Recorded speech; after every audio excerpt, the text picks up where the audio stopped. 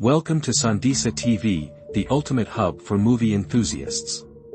Today, I'll be diving into the action-packed 2022 American fantasy film, The Princess.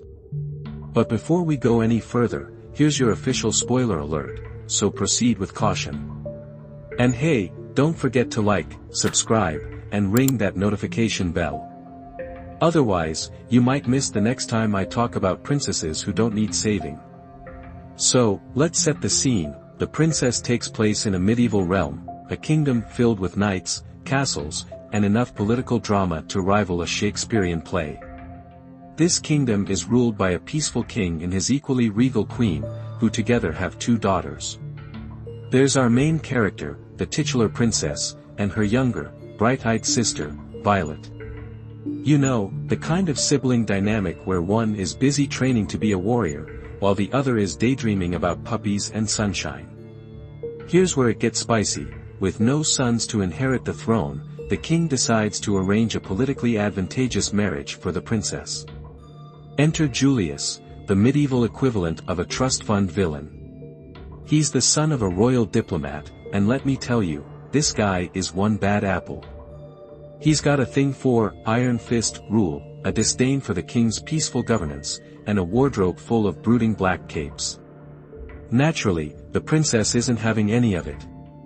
She leaves him at the altar, mic drop. But Julius, being the sore loser that he is, doesn't just throw a tantrum. He stages a coup. With the help of his whip-wielding second-in-command, Moira, and a small army of mercenaries, Julius storms the castle, captures the royal family, and locks our princess in the highest tower.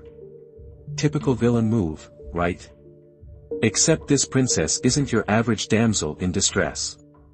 She's more, damsel, but make it deadly. Cue the action. When two mercenaries try to assault her in the tower, she turns the tables and kills them both. And this isn't some dainty scuffle, this is full-on medieval John Wick. With her captors dead, she begins her descent through the castle, slicing and dicing her way through Julius's hired goons. You'd think someone would have told these mercenaries that messing with the royal family is bad for job security. By now, Julius and Moira realize the princess is on the loose, and they're not happy. They send their men after her, but she's a step ahead. Along the way, she reunites with Lynn, her badass mentor who trained her in combat. Lynn isn't just a skilled fighter, she's also fiercely loyal. Honestly, where can I get a Lynn in my life? The two of them hatch a plan to reach the dungeons and free the rest of the royal family. But plans rarely go smoothly in these kinds of stories. They run into Moira, and let's just say Moira is not here to negotiate. Lynn volunteers to stay behind and fight Moira, giving the princess a chance to press on. It's an epic showdown, think Game of Thrones meets a Jackie Chan movie. Meanwhile, our princess makes it to the dungeons and frees her family. But, plot twist, Julius isn't done with his power play.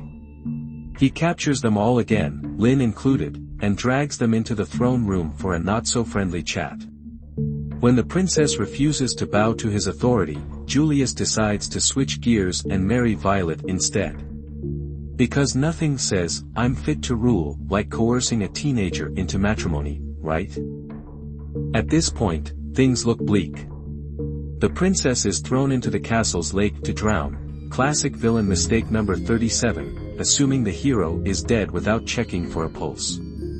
Spoiler, she survives. She sneaks back into the castle, because locking doors apparently wasn't invented yet, and this time, she's bringing the fight to them. The princess, Lynn, and Violet regroup in a secret storeroom full of weapons, because every castle needs one of those. Armed and ready, they launch a counterattack. The princess and Lynn take on the mercenaries in an all-out brawl that's equal parts brutal and brilliant. Meanwhile, Violet sneaks off to free Kai, the king's loyal advisor. But wait, there's more drama.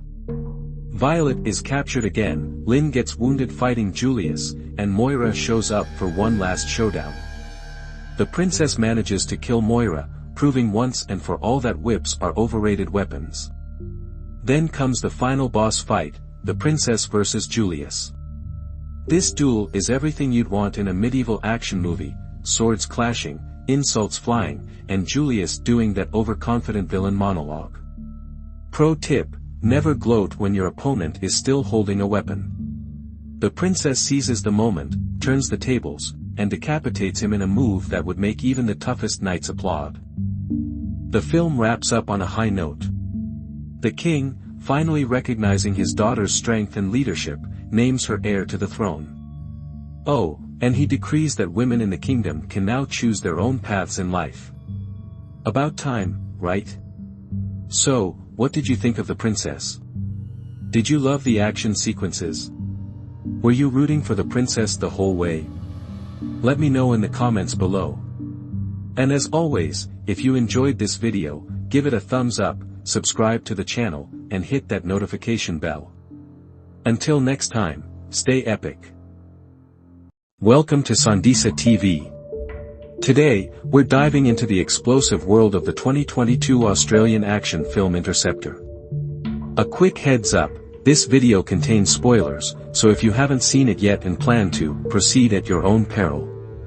Don't forget to hit that like button and subscribe for more deep dives into movies that will leave you on the edge of your seat, or, in some cases, questioning your life choices. Let's get started. The plot thickens. The United States, in all its glory, has set up not one but two missile interceptor sites, because apparently one isn't enough when it comes to stopping global nuclear annihilation. The first site, Fort Greely in Alaska, is attacked by some well-organized, mysterious bad guys who clearly have no respect for national security. To make matters worse, 16 nuclear warheads are stolen from Russia, because why not throw in a little international chaos? This leaves the second interceptor site, an isolated platform in the middle of the Pacific Ocean, as humanity's last line of defense. Enter our protagonist, U.S. Army Captain J.J. Collins, a woman with a tragic backstory and a knack for surviving impossible odds. After exposing her superior for sexual misconduct, she faced relentless hazing and was reassigned to the middle of nowhere. Sounds like a dream job, doesn't it? The calm before the storm.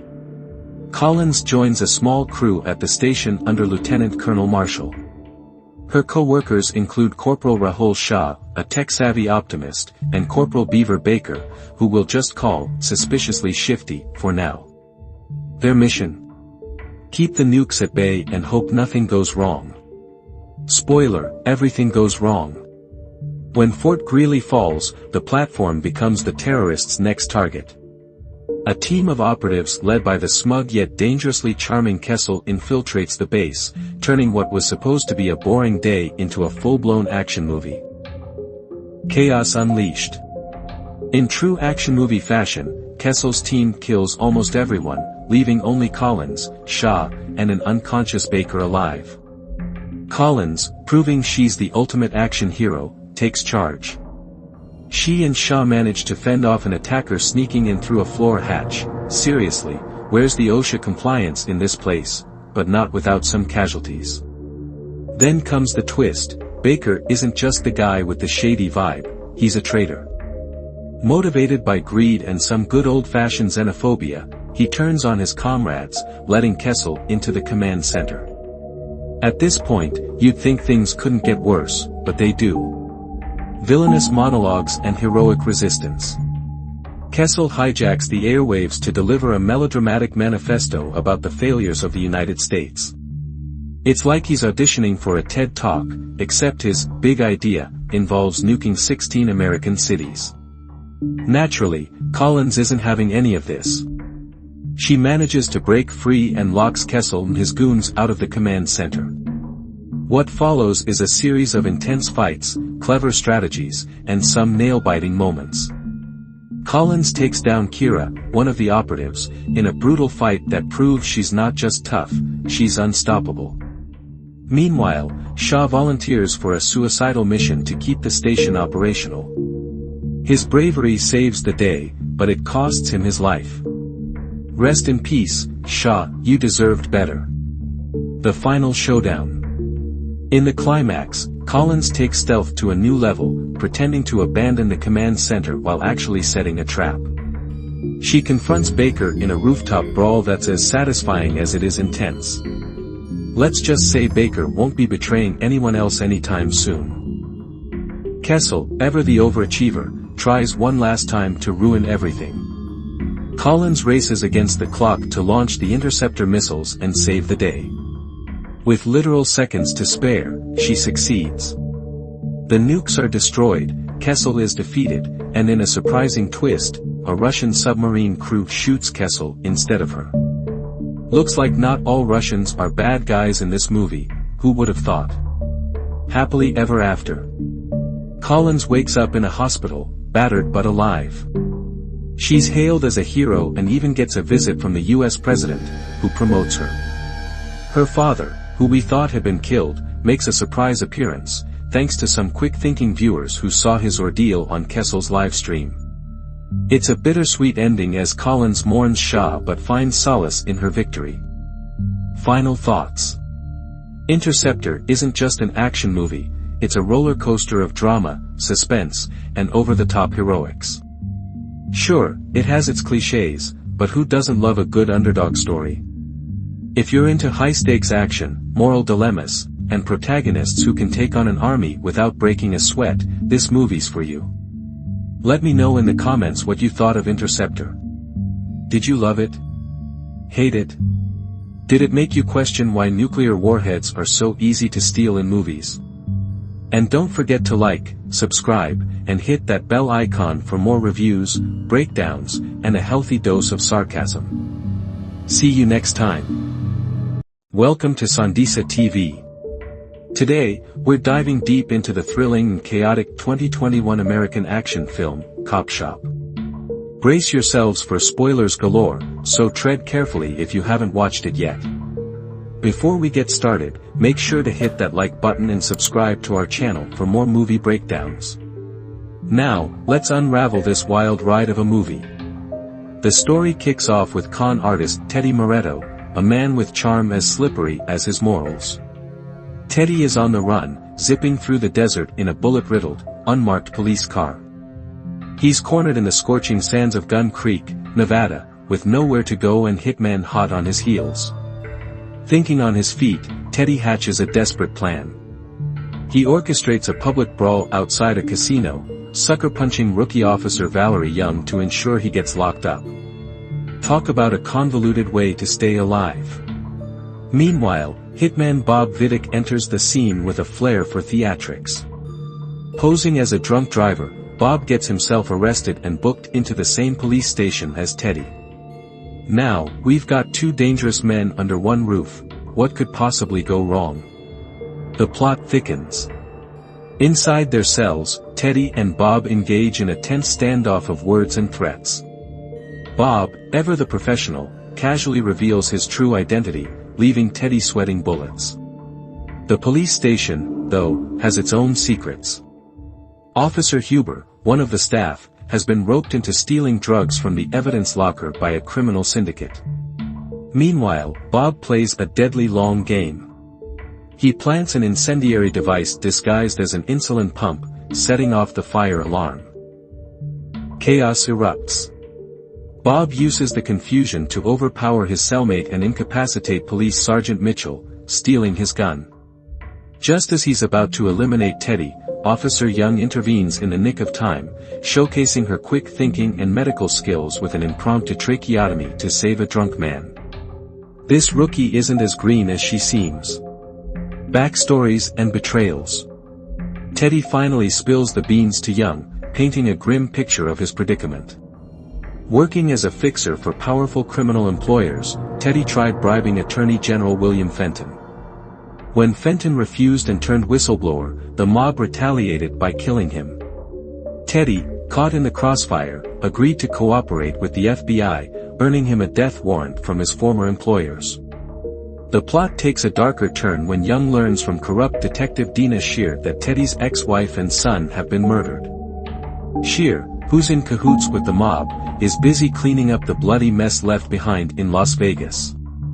As tension mounts, rival hitman Anthony Lamb makes a grand entrance, posing as a balloon delivery driver. His twisted sense of humor is matched only by his lethal efficiency, as he murders police officers and EMTs with unsettling glee. Huber, now fully compromised, joins Lamb in the carnage. But Young proves to be a wild card, rewriting the passcode to the holding cells and barricading herself inside with Teddy and Bob. A ricochet leaves her wounded, forcing her to rely on Teddy, who promises to fetch medical supplies. However, Bob drops the brutal truth: Lamb killed Teddy's family. The final showdown. The police station becomes a battleground. Two officers returning to the scene are quickly dispatched by Lamb and Huber, but Teddy strikes back, ambushing them in the chaos. Bob convinces Young to free him, and he turns the tables by cutting the power and filling the station with steam from the showers. The tension is palpable as Lamb and Teddy engage in a deadly game of cat and mouse in the locker rooms. In a grim twist, Huber meets his end at the hands of Lamb, who is then stabbed by Bob. Ever the opportunist, Bob offers Teddy the chance to finish Lamb off. Instead, Teddy betrays Bob, shooting him before killing Lamb. Teddy's greed knows no bounds. Instead of helping Young, he sets fire to the station, hoping to cover his tracks. But Young, proving her resilience, confronts him in a dramatic gunfight. With her last bullet, she wounds Teddy, only to be shot by Shear. Thankfully, her body armor saves her, and Shear meets her demise at the hands of a very much alive Bob. The ironic conclusion. Bob finishes what he started, killing Teddy and completing his contract. In true anti-hero fashion, he escapes with Teddy's briefcase and Lamb's head in a bag. Young, refusing to back down, commandeers an ambulance and chases after Bob. The two share a darkly humorous moment as they sing along to Freddy's Dead over the radio. That's Cop Shop, a roller coaster of double crosses, unexpected twists, and razor-sharp dialogue. What did you think of this action-packed flick? Let us know in the comments below. And as always, like and subscribe for more deep dives into your favorite movies. See you next time on Sondisa TV.